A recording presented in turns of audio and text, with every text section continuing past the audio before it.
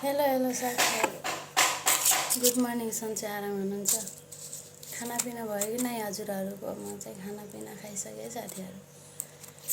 म त यो औषधि खाइ पनि वाक्क परिसकेँ साथीहरू। मेरो जिन्दगी त छैन, म बाँच्नु र मर्नु बराबर छ साथीहरू। कुकुरको पिर कुकुरले होला नै हुन त, त्यही पनि कुकुरको भन्दा पनि बेकार छ क्या साथीहरू जिन्दगी हेर्नु। कति दिन बाँच्छु कि यस्तो गरेर। 8 वर्ष पुरा भएर 9 वर्षमा लागिसक्यो साथीहरू। दबाई खानु भएको अझैसम्म ठिक हुँदैन। हैरान परेको छु साथीहरू। के गर्ने, कहाँ जाने, कस्तो गर्ने। देख्दा मात्रै हाँसेको देख्नुहुन्छ होला नि हजुरहरूले। मेरो मनभित्र पीडा कसले बुझ्ला कति छ भन्ने कुरा त यही मनलाई थाहा छ साथीहरू।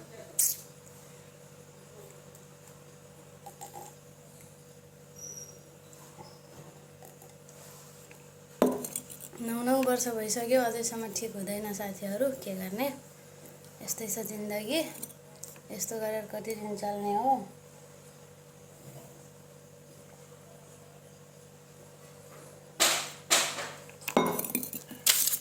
यही औषधि कारण, यही बिरामी कारणले हो क्या साथीहरू। म मेरो परिवारदेखि कति टाढा बस्न परेको छ, कति चिज गुमाउन परेको छ, कति चिज सहन परेको छ।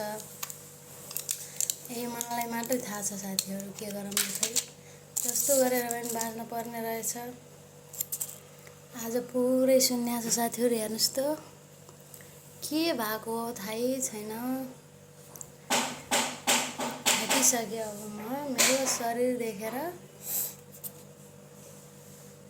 रुँदा पनि किन रोयो, तमासा देखाई भनेर मान्छेले खिल्ली उडाउँछन्।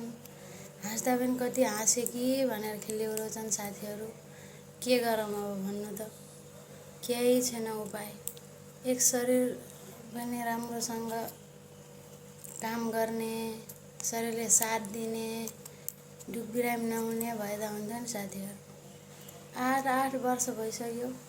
आज ठिक हुन्छ कि भोलि ठिक हुन्छ कि पर्सि ठिक हुन्छ कि ठिक पनि हुँदैन। साह्रै तनावमा छु साथीहरू। मलाई त यस्तो ठाउँमा जान मन छ कि कसैले खोजेर पनि नभेटुन्, कसैले देखेर पनि नचिनुन्, त्यस्तो ठाउँमा गएर बस्न मन छ। साह्रै थाकिसक्यो मेरो कारणले। सबैलाई, मेरो घर परिवारलाई यति टेन्सन बनाएको छु, पुरै छोड्नुहोस् कि साथीहरू। आज फेरि यस्तो भएको छ। फेरि यस्तो आफ्नो प्राइभेट कुराहरू किन सेयर गरेको नभन्नु होला है साथीहरू। साह्रै मन दुख्छ कि कहिले काहीँ विरक्त लाग्छ, त्यही भएर सेयर गरेँ कि।